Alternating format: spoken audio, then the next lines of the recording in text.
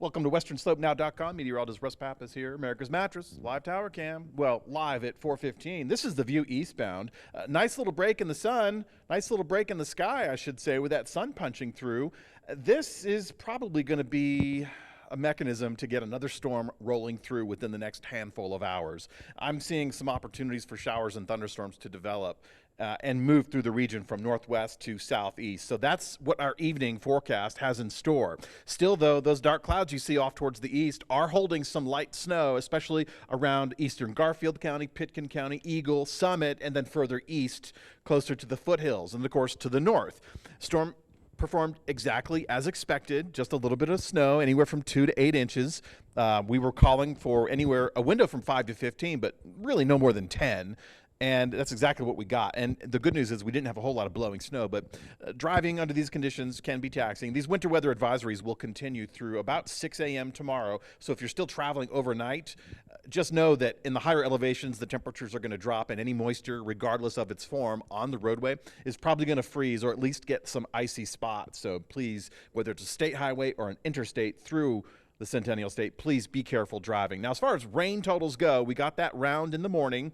Grand Junction did slightly better than 1/10 of an inch.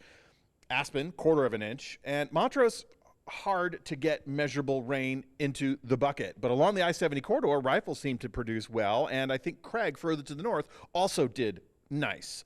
Now, on radar right now, during the last couple of hours, expand the view out. I've been watching storms off towards the northwest. The sun has really kind of triggered some of that activity. So that's where I'm looking upstream, so to speak, for our round of storms to come rolling through. Now, we have had some thunder and lightning, but they've been very isolated instances. And as we progress through the 5, the 6, the 7 o'clock, I'm going to be looking for some of these storms to develop to the northwest and track across the populated areas of the Grand Valley, even the Uncompahgre Valley this evening. So that's what we have in store. You can see on radar just to the west of Loma and Mac, some of that activity crossing over and getting pumped up onto the northern portion of the Colorado Plateau, resurfacing over Glade Park as some intense rain briefly. So we're going to be watching this as it leaps off of the Uncompahgre over some of the lower elevations like the Uncompahgre Valley, Delta, Olathe, Montrose.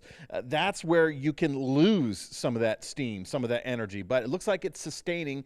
It's just tracking parallel with that. So we're going to be watching this. This represents our evening chance within the next 3 to 4 hours, because after about 9 o'clock tonight, we're really going to lose that, and we'll start to get some clearing developing. Now, with the clearing sky we anticipate for Wednesday morning, and with the lower temperatures, this is where we started this morning, mid-40s, and into Wednesday morning, we're going to be in the 30s.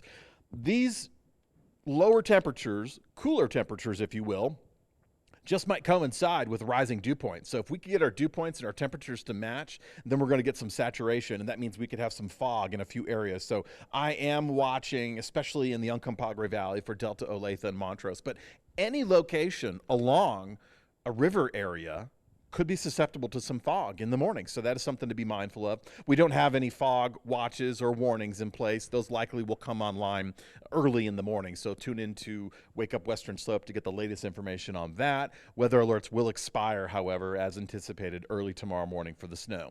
Now, highs on Tuesday afternoon with the rain that we had and mostly cloudy conditions with a few breaks, we're able to get to the mid-50s. And this is pretty close to where we should be for this time of the year. Montrose is 58, Grand Junction 59.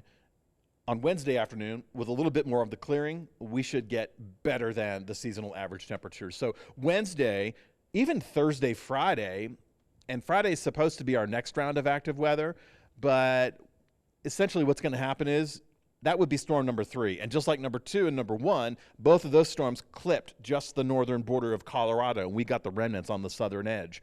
I think the Friday storm system is going to be even further to the north and significantly less impactful to Colorado. So we might just scrap the idea of a third storm system on Friday. You can see the front entering into the Pacific Northwest, but I think this storm's going to track away from us. So not only Wednesday, Thursday, Friday, but even into the upcoming weekend, we're going to achieve some fairly mild afternoon temperatures. We'll get some clearing skies.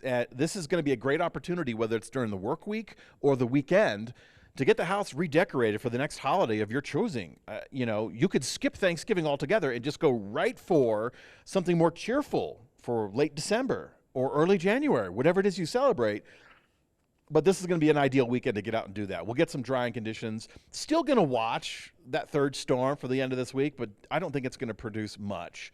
We will slowly increase our temperatures. Remember, the average high is just below the 60-degree mark. We'll get there. Once we get into the middle of next week, we could get another round of unsettled weather, and that could open the door to at least a storm every 5 or 6 days, so at least one a week. Heading through November, but that is something we're going to be watching. In the meantime, we're going to clear, we're going to dry for Wednesday, and we're going to enjoy the rest of the work week with clearing skies, cool temperatures in the mornings, mild in the afternoons, and a great weekend already on tap. Oh, and by the way, change your clocks. Fall back when you go to bed Saturday night.